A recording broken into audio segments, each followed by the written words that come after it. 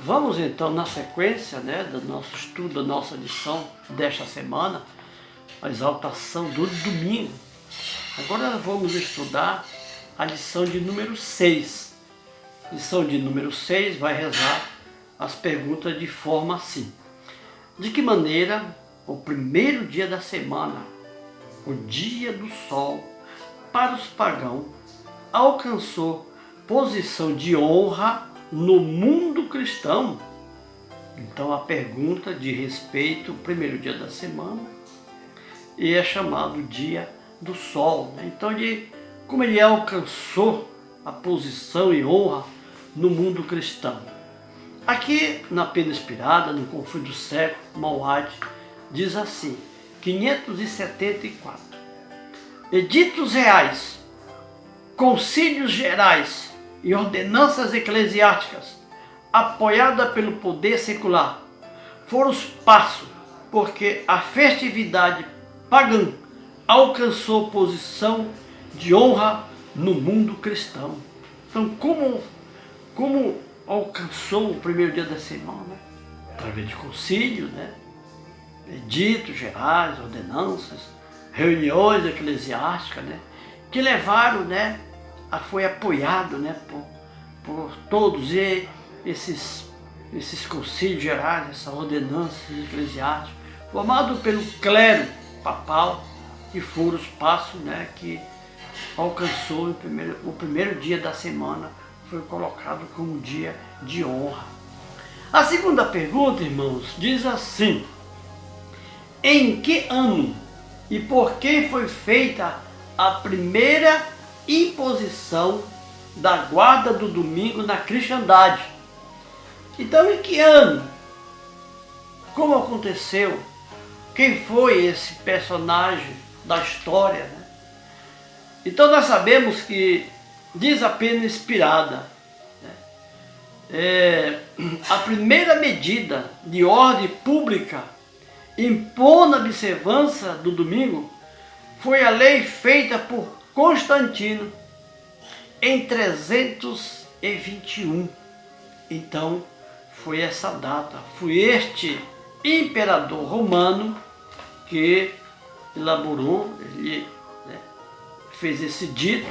7 de março de 321 foi estabelecida então a observância do primeiro dia da semana, do domingo. Eu quero ler mais um pouquinho. Este dito exigia que o povo da cidade repousasse no venerável dia do sol, mas permitia aos homens do campo continuarem com suas fainas agrícolas, posto que virtualmente um estatuto pagão foi imposto pelo imperador depois de ser nominalmente aceito pelo cristianismo. Então foi aceito, né? Diz aqui que a observância do domingo foi aceita, foi venerável, né? Então, infelizmente, né, irmão, houve essa mudança do sábado para o domingo, né? Mas nós conhecemos a história completa e somos cientes de que o dia foi mudado para que o homem do papado tivesse um dia de guarda, né? E o dia de guarda, nós sabemos, é o santo dia de nosso Pai Celestial. Então a história, ela bate certinho com a profecia, né? Que Deus nos abençoe, nos guarde, né? Possamos nos preparar para o pior que vai acontecer à nossa frente. Jesus estará conosco e dará força para que possamos guardar os seus mandamentos. Amém. Na continuação da nossa lição, agora eu vou passar para os irmãos a pergunta de número 7, ainda fala a respeito, né, do assunto que nós estamos estudando. A primeira pergunta diz assim, meus irmãos: o que o bispo Eusébio propôs? Então, segundo a inspiração, esse bispo lá nos primeiros séculos, né, ele foi um dos bispos que muito incentivou a guarda do domingo.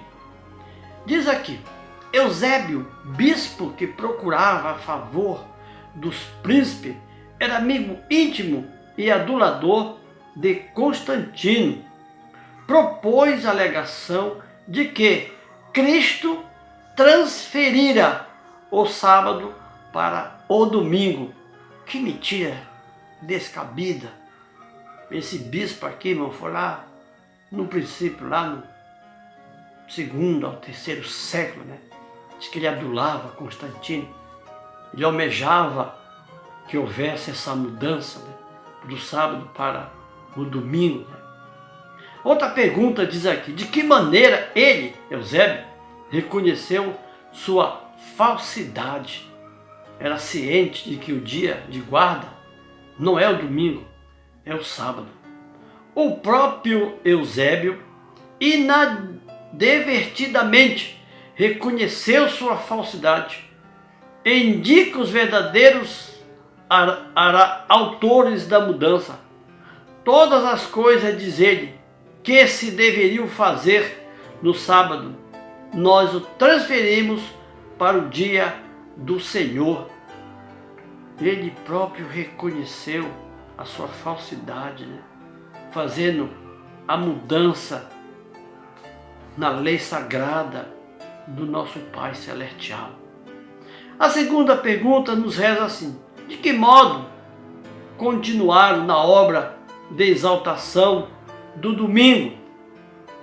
Então, ainda o pensamento do grande conflito, 574 a 575, diz assim: mas o argumento do domingo, infundado como era, serviu para incentivar os homens a desprezarem o sábado do Senhor. Todos que desejavam ser honrados pelo mundo aceitaram a festividade popular. Então todos, né, na sua época, no primeiro século, foi muito difícil para os cristãos, todos que desejavam, né, ser honrados, ser bajulados pelo clero, eles aceitaram, irmão, essa mudança, né, do sábado para o domingo. Quero ler mais um pensamento, diz assim, né? Diz assim ainda: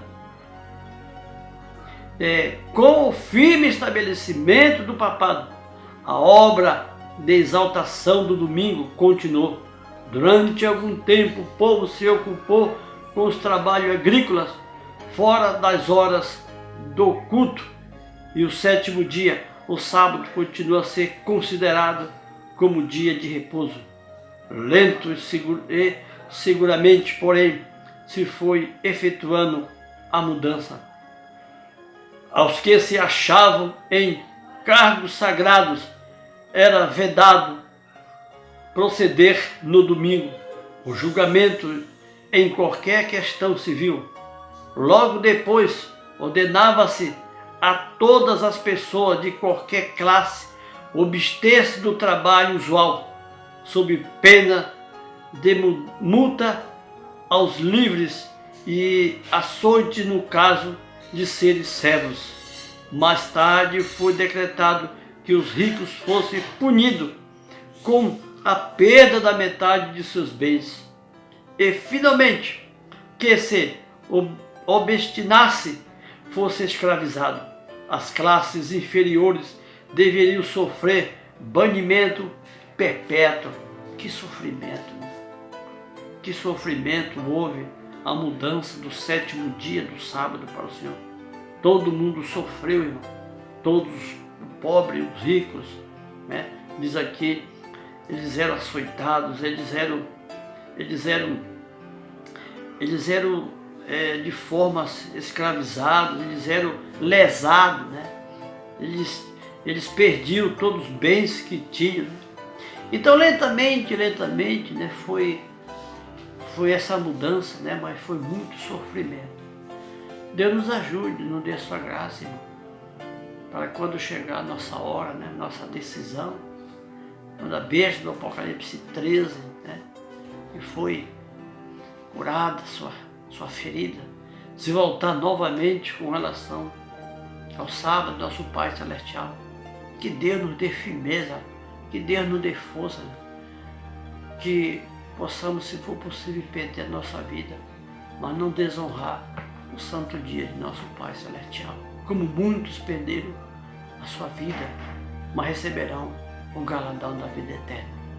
Meu desejo a todos nós, que Deus nos dê a sua graça, o seu perdão, por essa crise iminente, em nome do Senhor Jesus, que também é o nosso Deus. Amém. Vamos então, irmãos, na continuação do estudo da lição desta semana.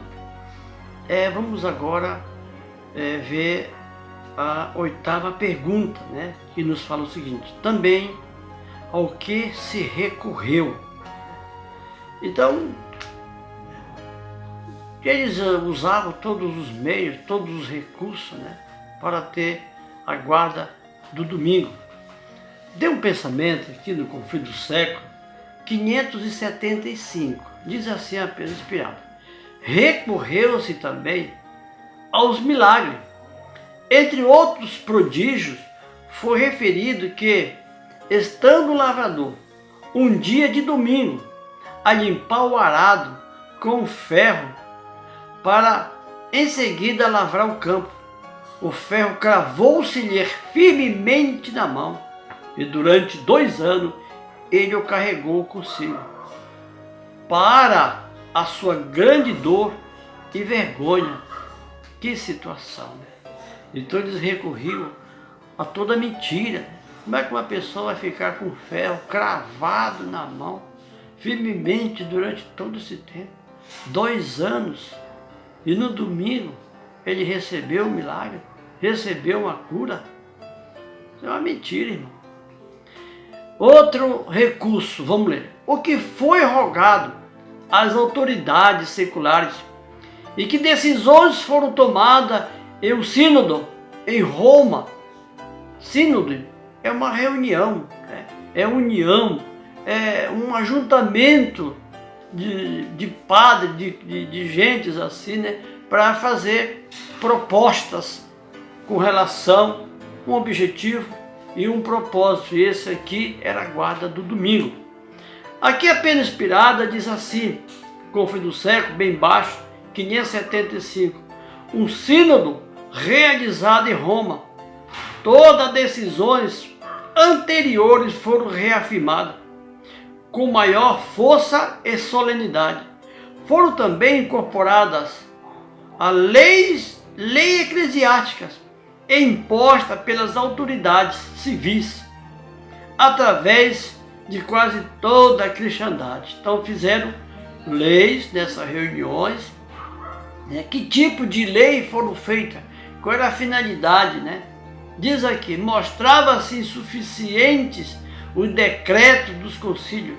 Foi rogado às autoridades seculares que promulgasse um edito que inspirasse terror ao povo e o abrigasse, abster-se do trabalho no domingo. Então lemos embaixo, em cima. Então era essa a finalidade desse sínodo, dessa reunião, desse ajuntamento, fazer leis, decretar leis, que inspirasse no povo o medo com relação se a pessoa não guardasse o domingo, não observasse o domingo como dia de guarda. Isso nós sabemos que aconteceu, irmão? Foi horrível para os nossos irmãos daquela época, Diz aí num pedacinho ainda, fez-se então apelo para que os padres, ministros, reis e príncipes, todo o povo fiel, empregasse os maiores esforços e cuidado, a fim de que o dia fosse restabelecido em sua honra, e para crédito do cristianismo, mais decididamente, dedicadamente observando no futuro, irmão. Então tudo aqui, irmão, estava caminhando, para a exaltação do primeiro dia da semana. Diz aqui, um concílio eclesiástico apresentou o argumento, desde então muito largamente empregado, mesmo pelos protestantes, de que, tendo pessoas sido fulminadas por raios enquanto trabalhavam no domingo. Deve este ser o dia de repouso. É evidente, dizia os prelados, quão grande foi o desprezar de Deus pela sua negligência quanto a este dia. Fez então o apelo para que pobres ministros, reis e príncipes, todo o povo fiel, repetindo, né? Então esse foi o apelo deles, né? Quer dizer, inspirar terror, medo nas autoridades também. Ele diz aqui, todos esses sofreram amargamente na mão do catolicismo de Roma papal. Mas que Deus nos dê a sua graça, que continue nos ajudando, nos dê a firmeza da sua palavra, irmão. Novamente, quando havemos de enfrentar essa crise, né, no que diz respeito à guarda dos mandamentos do Santo Sábado, o Senhor possa nos dar força para que possamos subsistir, né, subsistir o prelado, né, o Papa, subsistir toda forma de opressão, mas devemos honrar o nosso Pai Celestial. Amém.